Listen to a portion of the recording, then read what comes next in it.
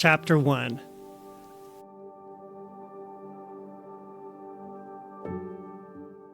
Leaves rustled in the trees as a balmy breeze whispered its melancholic song over the knobby terrain of Bartlett's Bend, Illinois. The breeze, intermingled with the voices of happy children, echoed down narrow streets of an otherwise nondescript town. The stealthy hum of a lawnmower floated from somewhere in the distance, while dogs chased fence lines and barked with a cacophonous fury at Tom, the mail carrier, as he made his daily trek down Main Street. Despite the marvels of the modern technological age and his ripe age of 56, old by no stretch of the imagination, he still preferred to deliver the mail on foot rather than by driving a mail truck. He enjoyed his way of doing things because it gave him more opportunities to visit with his fellow townspeople, most of whom he considered great friends. As he walked, he pulled a microfiber cloth from his pocket and sopped away sweat from his brow. It was August, and a blazing hot day. His father used to call this time of year, minus a vulgarity or two, the dog days of summer. The oppressive heat did little to deter Tom, though. He would always take a nice walk over driving. It's why he enjoyed living in such a small town where cars were a privilege, not a necessity. Everywhere he needed to go was within walking distance. As a result, his rattle-trap Chevy truck didn't have nearly as many miles as most in town assumed. 3 vehicles currently lined the sidewalks of Main Street. A rusted Chevy much like his own, from a bygone era that had seen better days. A sparkling SUV, and a Dodge Ram filled with squares of sod and bags of fertilizer. He offered Louise Murphy an amicable nod as he passed by. "Hey, Tom." Louise lugged 2 filled to the brim paper bags from the back seat of her SUV. She balanced them into the crook of each of her arms with a heavy sigh. "Can I help you carry those bags in your shop?" Bartlett's Bend, small as it was, boasted 2 beauty salons and a barber shop.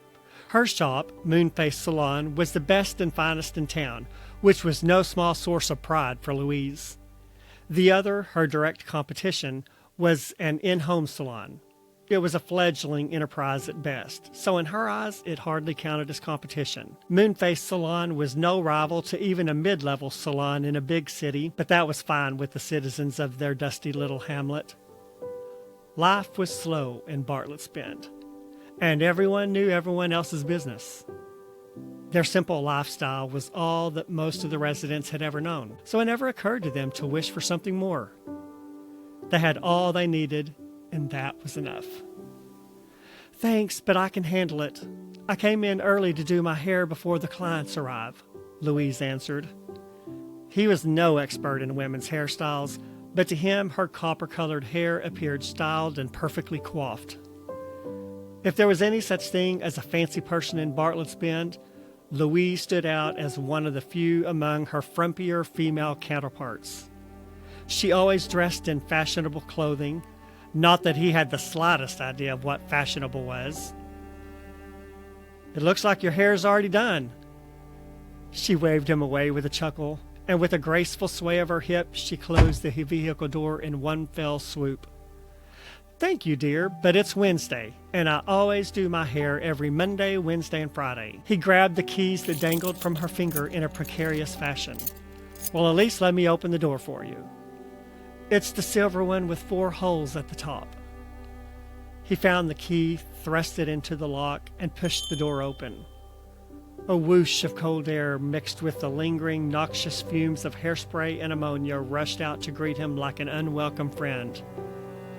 She preceded him into the salon, dashed across the room, and hefted the bags onto the counter behind her trusty beautician's chair. "You can lay the keys beside the cash register." He wrinkled his nose and tossed them to the counter with a clatter. "How can you stand to smell that all day long?" She paused from unloading her wares and glanced at him over her shoulder. "Smell what?" "Hairspray and all those other dang chemicals you women put in your hair." She snorted and turned back to her unpacking. "I guess I don't even notice the smell anymore. After 30 years of working as a stylist, I suppose I've become noseblind to it."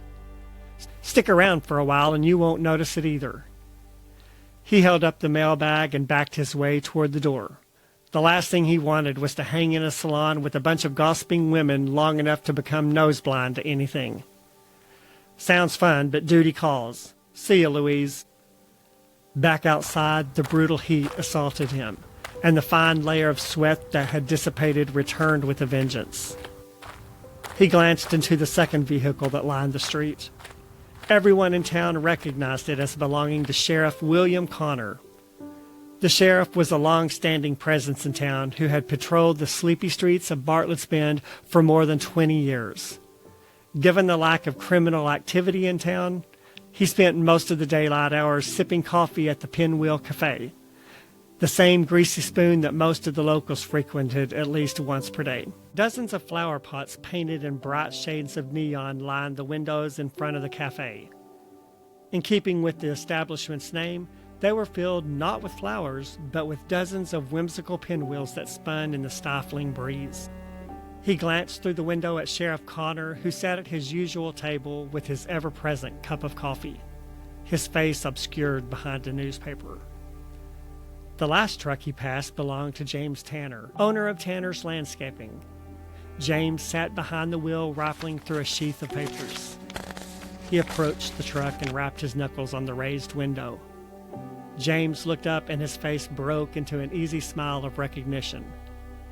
Tom slapped the Tanner Landscaping emblem with his palm as the window lowered. "I'm still mad you didn't take my suggestion in naming your company. A New Leaf is a perfect name for a landscaping company, if you ask me." James shook his head. "I hate businesses with cutesy names." "You live in the wrong town then," Tom wisecracked since he lived on Lilypad Lane. "Tell me about it." Tom leaned his arm on the door, then yanked it back as a burning sensation raced across his flesh. He angled his arm up and stared at the beginnings of an angry stripe of red. "When it's the height of summer in Illinois, don't lean on hot vehicles, dummy," he thought. "Where are you headed?" "Over to the periwinkle to plant more annuals in Julie's flower beds. You know how she is. If a few flowers are good, then too many are just enough." "She does love her flowers, doesn't she?" Tom chuckled. "I love my job, but on days like today when it's hotter than an apple fritter, I wonder why I didn't choose an indoor job." He stopped mid-sentence when James held up his finger and turned up the radio's volume. "More debates are expected today as lawmakers reconvene to discuss the proposed change to our nation's Second Amendment to the U.S. Constitution." James shook his head and muttered under his breath as he lowered the volume. "Have you heard all this nonsense on the news lately? I stopped listening to anything on the news except the weather and sports. It's nothing but a bunch of fluffy-haired yarnheads peddling propaganda instead of news based on truth. Back in the day, journalists had integrity, but these days they're nothing but a cesspool of idiots pushing lies. The smartest thing any of us can do is stop watching the news." "What's going on?" Tom asked, puzzled by his friend's sudden change in demeanor, which was now hardened and angry. "These highfalutin politicians are always trying to fix what's not broken. They spend more time on what's not broken than on what actually is. If politicians didn't have something useless to fill their time with, they'd have nothing to do. What's going on? What do they think needs fixing?" "Oh, I heard about it a couple of months ago. I didn't give it much thought then, but it looks like it could happen, and sooner rather than later. The dad-blasted government wants to strip American citizens of our right to bear arms." "They want to take our guns away from us?" Tom exclaimed, wondering how he hadn't heard it before now.